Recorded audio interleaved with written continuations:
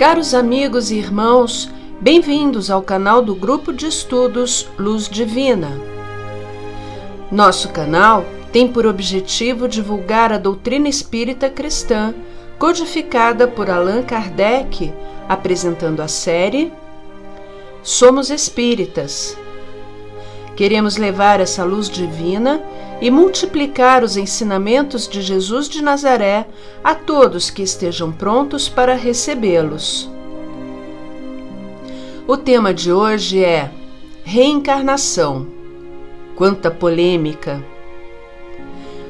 O que você pensa sobre isso? Tem medo? Tem dúvidas? Ou simplesmente não aceita?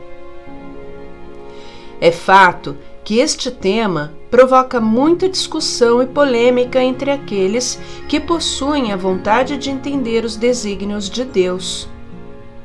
Nossa opinião sobre as coisas é formada a partir de nosso aprendizado, daquilo que ouvimos, lemos ou visualizamos ao longo de nossas vidas e também por conta das influências do meio em que vivemos e até mesmo das influências de nossa família.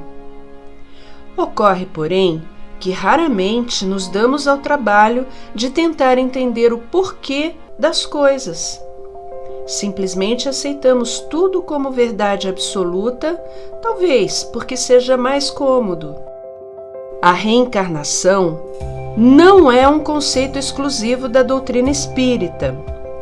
Está presente em várias religiões, algumas milenares, como o budismo, o hinduísmo, o sikhismo, o rosacrucianismo, a cabala judaica, a cientologia, o culto de tradições aos orixás,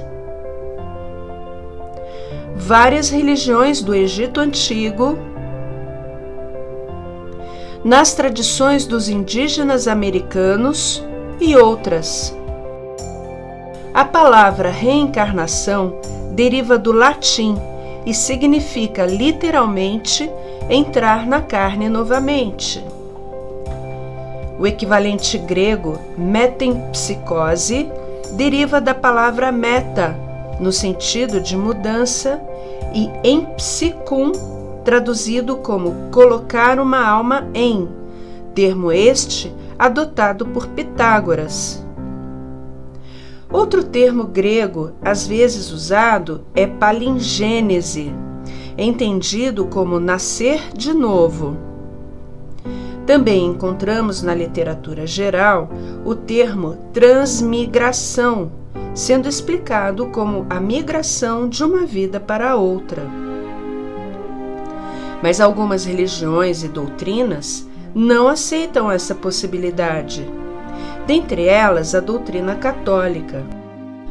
O mais incrível é que até o século VI, a reencarnação era normalmente aceita nessa doutrina e propagada pelos padres e bispos católicos. Resta então a pergunta: o que aconteceu que fez com que isso mudasse?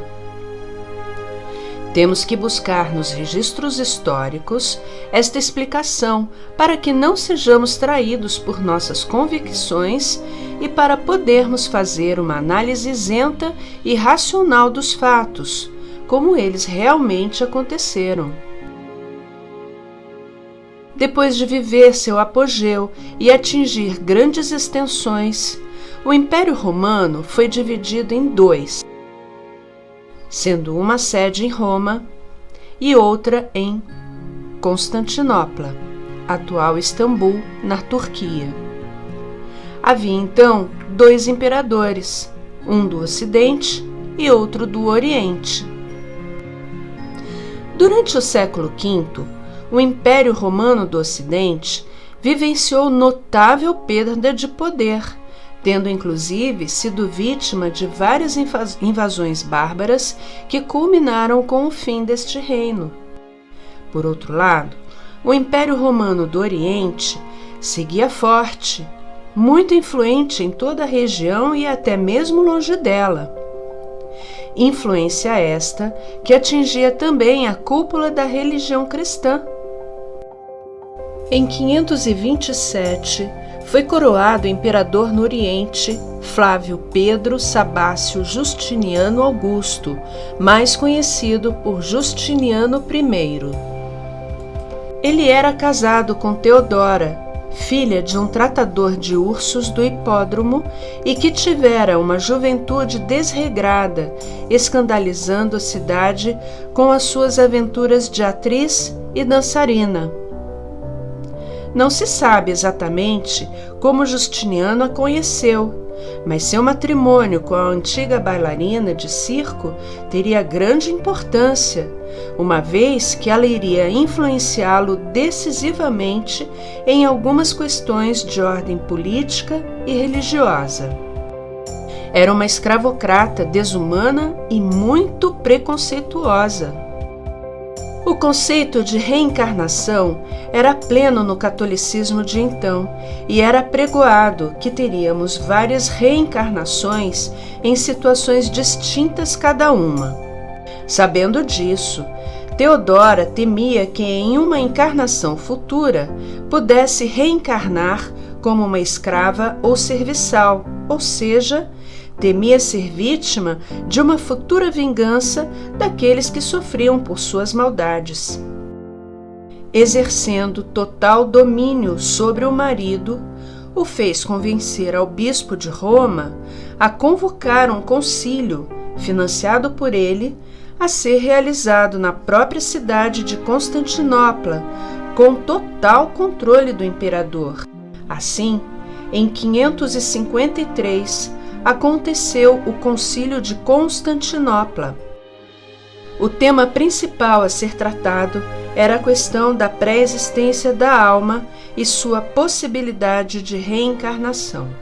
Sob a orientação do imperador, todo o pensamento teológico a respeito, inclusive o de Orígenes de Alexandria, um dos maiores teólogos de todos os tempos, foi violentamente atacado, e o concílio decidiu por negar a questão da reencarnação de forma contundente. E foi assim que a Igreja Católica mudou de opinião, por vontade da esposa de um imperador romano. E isso foi muito grave, pois naquele momento histórico, a doutrina católica representava a religião cristã, uma vez que ainda não havia ocorrido nenhum cisma, nenhuma dissidência importante naquela organização. Tenho certeza de que essa informação causa grande surpresa para a maioria dos católicos de hoje e certo desconforto para os padres. Mas isto é fato histórico incontestável. Agora falemos um pouco sobre o conceito da reencarnação. No livro de João, capítulo 3, encontramos uma passagem bem específica sobre esse tema, quando Jesus afirma a Nicodemos que não pode ver o reino de Deus, senão aquele que renascer de novo. E nosso mestre querido diz ainda mais sobre o tema em Mateus, capítulo 17 e Marcos, capítulo 18. Os discípulos lhe perguntaram: por que então os escribas dizem que Elias tem de vir primeiro? Em resposta ele disse: Elias, realmente, vem e restabelecerá todas as coisas. No entanto, eu lhes digo que Elias já veio, e eles não o reconheceram, mas fizeram com ele o que quiseram. Do mesmo modo, também o Filho do Homem sofrerá nas mãos deles. Os discípulos perceberam então que lhes falava de João Batista. Em cada oportunidade que dispunha, Jesus tentava explicar aos seus discípulos os conceitos que eles desconheciam, embora fosse bastante difícil, pois se tratava de pessoas simples e sem estudos. Era isso que Jesus explicava aos apóstolos quando disse que Elias já veio como João Batista, ou seja, João Batista era uma reencarnação de Elias. A reencarnação fazia parte dos dogmas judaicos, porém, de uma forma diferente, era chamada de ressurreição. Ressurreição é o conceito de voltar à vida após a morte. Para o povo hebreu, esta palavra designava diversos fenômenos que eram confundidos na mentalidade da época. O seu significado literal é voltar à vida, ou seja, o ato de uma pessoa considerada morta voltar a viver novamente com o mesmo corpo físico. Caros amigos e amigas, com a grande evolução das ciências, do avanço nas técnicas e conhecimentos da medicina, bem como o elevado desenvolvimento de fármacos, o corpo humano hoje em dia consegue sobreviver, em poucos casos, a no máximo 100 anos ou um pouco mais. Após isso, a falência múltipla de nossos órgãos e tecidos acontece inevitavelmente. Acreditar na ressurreição do corpo é ir de encontro à ciência e à razão, contrariando tudo o que se estuda a respeito em qualquer universidade de medicina. Nosso corpo físico morre. Então, por que Jesus reiterou tantas vezes aos seus discípulos sobre a vida eterna? Por óbvio, não foi pensando no corpo físico. Ele se referia ao corpo espiritual, ou à nossa alma, se preferirem esse termo. Reencarnação refere-se à crença de que o ser humano, ou demais seres vivos em algumas religiões, continua a existir após a morte do corpo, e que, nesse sentido, a alma renasce em um novo ciclo de existências interconectadas. A crença na transmigração varia de acordo com a cultura e é vista na forma de um ser humano recém-nascido que recebe um espírito ancestral que já tenha vivido múltiplas experiências. Reencarnação é o processo pelo qual o espírito, estruturado em um novo corpo físico, retorna periodicamente à vida material. Esse processo tem como objetivo propiciar vivência de conhecimentos, auxiliar o espírito reencarnante a evoluir, aprendendo na prática o caminho correto. Objetivando a diversidade, o reencarne obedece a um princípio de aprendizado, ou seja, o espírito poderá reencarnar em um determinado país ou uma determinada região desse país, para que esta experiência lhe sirva de escola e de possibilidade de aperfeiçoamento moral. Dessa forma, lhe será proporcionada experiências diversas no que tange a etnias, costumes, tradições, desenvolvimento social e material. Também poderá reencarnar em cada um dos gêneros, numa determinada família, de acordo com a sua necessidade de resgates kármicos em relação a cada um dos membros que a compõem. O espírito, na maioria das vezes, realiza a reencarnação conscientemente, inclusive participando do seu próprio planejamento para a existência material que se está iniciando. O processo reencarnatório é complexo e muito elaborado. O espírito reencarnante, de acordo com suas limitações e merecimentos, será apoiado por espíritos mais evoluídos e com os quais tem afinidade. São aqueles espíritos que, no plano espiritual, assumiram a tarefa de auxiliar aos irmãos em preparação para o retorno à Terra. Eles aconselham, orientam, ensinam e até podem mostrar imagens relativas à nova vida física do reencarnante. Tudo em conformidade com seu estado mental de equilíbrio e boa vontade. No entanto, se este reencarnante não estiver suficientemente equilibrado, encontrar-se revoltado ou quando se tratar de um caso de reencarnação compulsória, não haverá a possibilidade dessa colaboração. Ele será enviado à nova realidade sem a oportunidade de preparar-se adequadamente, começando assim, com esta dificuldade, a sua etapa expiatória. isto não significa que ele estará abandonado, sem o apoio e acompanhamento de seu espírito protetor.